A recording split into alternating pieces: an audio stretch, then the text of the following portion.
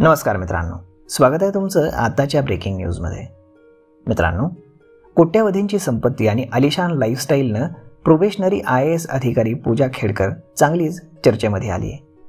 Trainee IAS असताना स्वतःच्या Audi गाडीवरती अंबर दिवा लावून चमकोगिरी करणं, तसंच होम डिस्ट्रिक्टमध्ये ट्रेनी कार्यकाळ सुरू असताना निवासी जिल्हाधिकाऱ्यांचं केबिन बळकावणं, अशा विविध कारणांनी त्या राज्यभरामध्ये चर्चेचा विषय बनले आहेत। नुकतीच पूजा खेडकरांची वाशिम इथं बदली करण्यात आली आहे, मात्र त्यांचे दररोज नवनवीन कारणामे उघडकीस येत असून आता पूजा खेडकरांच्या अडचणीमध्ये वाढ होण्याची शक्यता आहे। मंगळवारी पूजा खेडकरांची वाशिममध्ये उचलबांगडी करण्यात आली।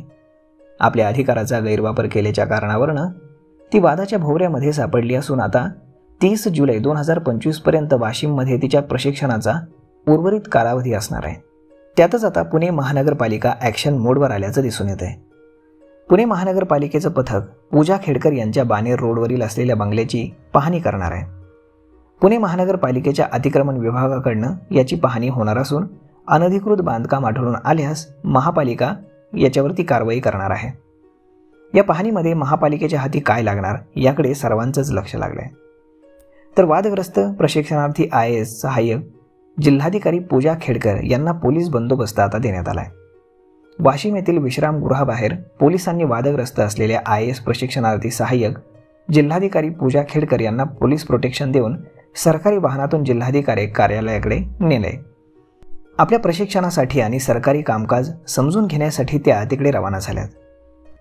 तर पूजा खेडकर यांनी खाजगी वाहनावरती लाल दिव्याचा वापर केल्याप्रकरणी पुणे पोलिसांनी त्यांना नोटीस बजावली आहे। याबाबत पूजा खेडकर यांना माध्यमांनी विचारलं असता त्या म्हणाल्या की मला काहीही बोलण्याची परवानगी नाही, त्यामुळे मी आत्ता काही बोलणार नाही, असं म्हणत त्या जिल्हाधिकारी कार्यालयाकडे रवाना झाल्या। तर मग मित्रांनो, अशा पद्धतीनं ही चहापेक्षा किटली गरम असा रुबाब हा या पूजा खेडकर यांचा दिसून येतोय। यावरती आपलं काय मत आहे हे तुम्ही आम्हाला कमेंट करून सांगायला अजिबात विसरू नका। आणि जर हा व्हिडिओ तुम्हाला आवडला असेल तर आपल्या जवळच्या मित्रमंडळींसोबत देखील हा व्हिडिओ तुम्ही शेअर करायला विसरू नका। धन्यवाद।